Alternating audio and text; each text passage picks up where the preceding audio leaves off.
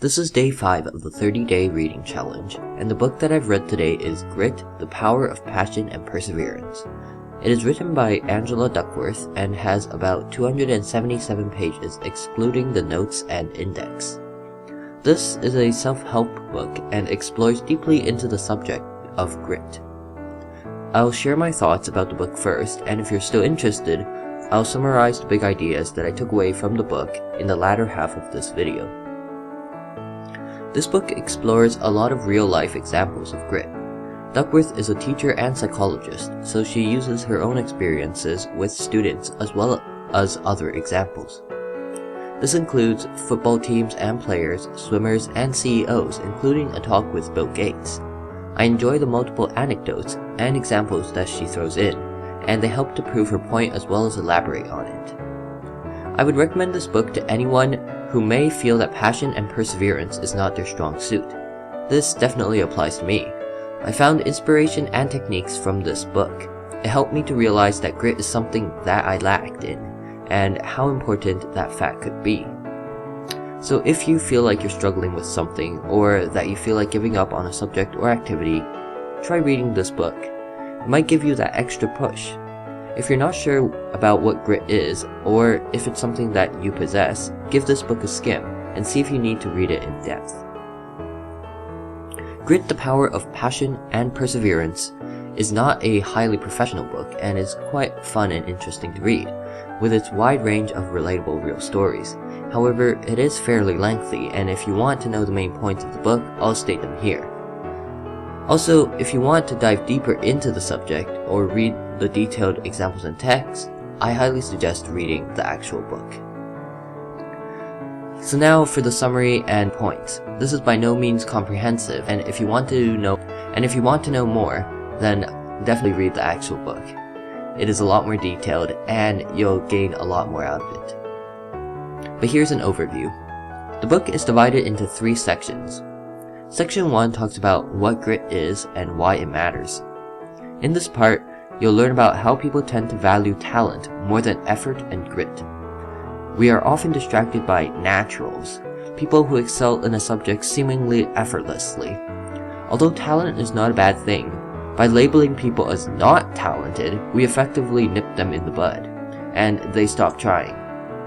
Instead, Duckworth seeks to prove that effort is twice as important as talent. Ultimately, we seek to use talent to achieve. So Duckworth provides 2 equations. Talent multiplied by effort gives us skill. Skill multiplied by effort gives us achievement. Effort is something that separates regular people from high achievers, more so than talent.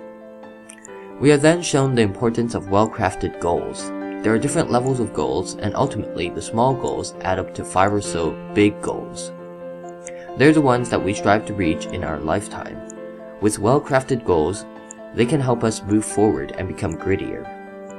We're shown that grit is really a combination of passion and perseverance. Basically, your interest and purpose, plus your ability to bounce back after setbacks and to continue moving on. Grit can also be nurtured from the inside out and from the outside in. The next 2 parts show us how this happens. Part 2 talks about growing grit from the inside out. There are 4 main steps that you need to take.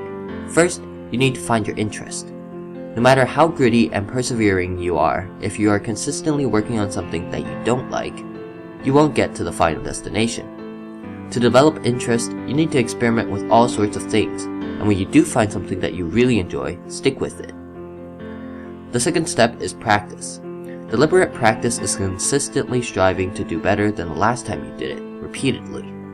This requires a lot of effort. There's the common and famous saying that to be an expert in something, you need at least 10,000 hours of work, or 10 years. When you finally put all of this practice into use, you'll discover flow, which is effortless accomplishment. The third step is finding purpose in what you do, a calling. What you do will most likely help yourself and others.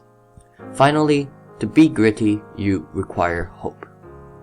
Hope is directly linked with optimism. It's being able to move yourself forward and create a better future for yourself. It's also the ability to be optimistic and not grind yourself down. Basically, you want to make sure that you're not saying that you're an idiot or overly generalizing. You're trying to put this into a specific part of time by saying, oh, I'll do better next time, or this time I was just, a little behind. I'll catch up next time. With that kind of mindset, you'll be able to overcome challenges much easier. The final part talks about developing grit from the outside in. It discusses the effect that parents, environments, and cultures have on an individual's grit.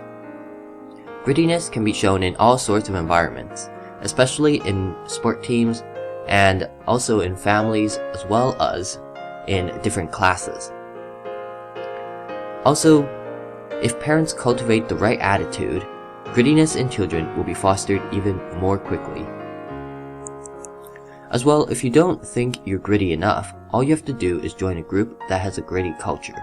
This way, you'll all learn together. If you're striving to be a leader, try to create a culture where you lead as an example. Angela Duckworth also has a TED Talk, and I'll post that in the description. It's only about 6 minutes long, so I highly recommend that if you don't end up reading the book. If you have anything to add, please do. If you read the book, feel free to share your thoughts and feelings. Have any of you felt like you needed to improve on something, like grit?